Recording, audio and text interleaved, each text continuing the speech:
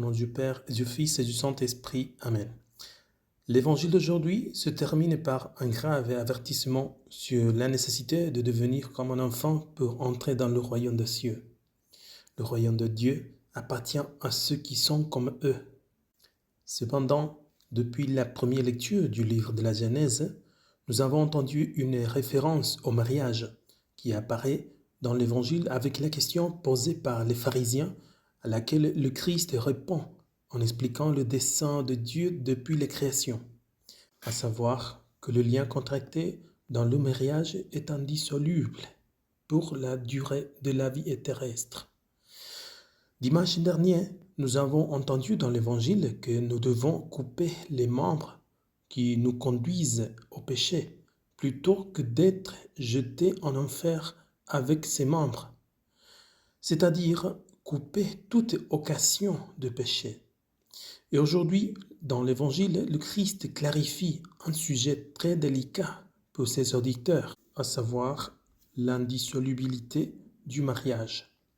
Tout d'abord, le cas de séparation après un mariage valide constitue un danger d'adultère, car le Christ précise qu'il n'y a pas de divorce lorsqu'il y a eu un mariage valide, ce que Dieu a uni, que l'homme ne le sépare pas.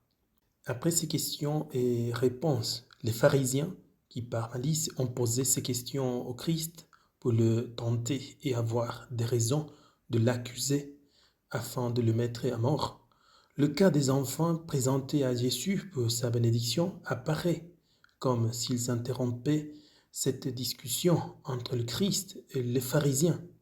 Mais en réalité, dans l'esprit divin, il était prévu qu'il en serait ainsi. Rien n'arrive par hasard, mais il y a une causalité. Jésus-Christ, Dieu homme, qui sait tout, qui ordonne tout avec nombre, poids et mesure, saisit l'occasion comme pour clore sa réponse aux pharisiens et leur enseigne la nécessité de retrouver l'innocence de l'âme perdue par le péché et les avertit clairement de la fin de se devenir comme des enfants.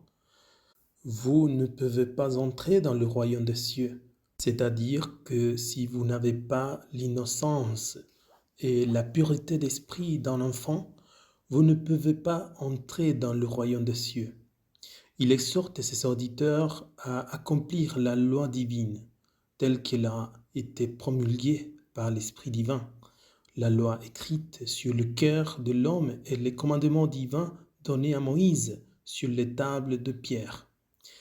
Le Christ rencontre la réalité du peuple juif qui a atténué la loi et est apparu comme un grand dévot aux yeux du monde. Enfants, aujourd'hui comme hier, il nous exhorte tous à l'innocence spirituelle, à renaître, à redevenir des enfants. La doctrine du Christ est plus que claire. Elle ne se réfère pas à un enfantillage immature, mais à l'innocence de l'âme et à l'abandon confiant entre les mains de Dieu, comme un enfant dans les bras de sa mère. De nombreux saints qui jouissent aujourd'hui de la vision béatifique ont compris ce langage du Seigneur et se sont dépensés sans compter pour y parvenir. Or, en quoi consiste cette entrée dans la voie de l'enfance spirituelle? Elle consiste à adopter les sentiments des enfants et à se comporter en toutes choses à l'égard de notre Père céleste, comme ils le font à l'égard de leur Père terrestre. Notre Seigneur a tellement insisté dans l'Évangile sur la nécessité de devenir des enfants, qu'il faut en conclure que le divin Maître veut expressément que ses disciples voient dans l'enfance spirituelle la condition nécessaire pour parvenir à la vie éternelle.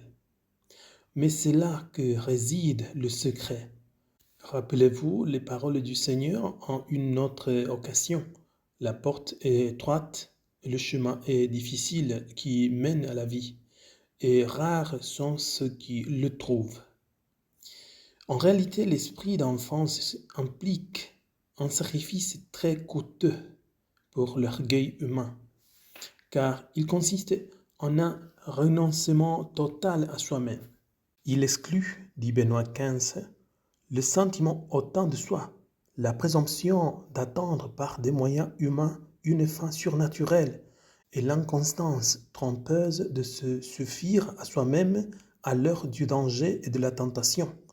Elle suppose une foi vive en l'existence de Dieu, un abandon concret à sa puissance et à sa miséricorde, un recours confiant à la providence de celui qui nous donne sa race pour éviter tout mal et obtenir tout bien, conclut Benoît XV. Et ne croyons pas que ce chemin soit un libre choix ou qu'il soit réservé à des âmes jamais souillées par le péché. Les paroles du Seigneur sont formelles et s'adressent à tous sans exception. Si vous ne devenez pas comme les petits enfants, vous n'entrerez pas dans le royaume des cieux.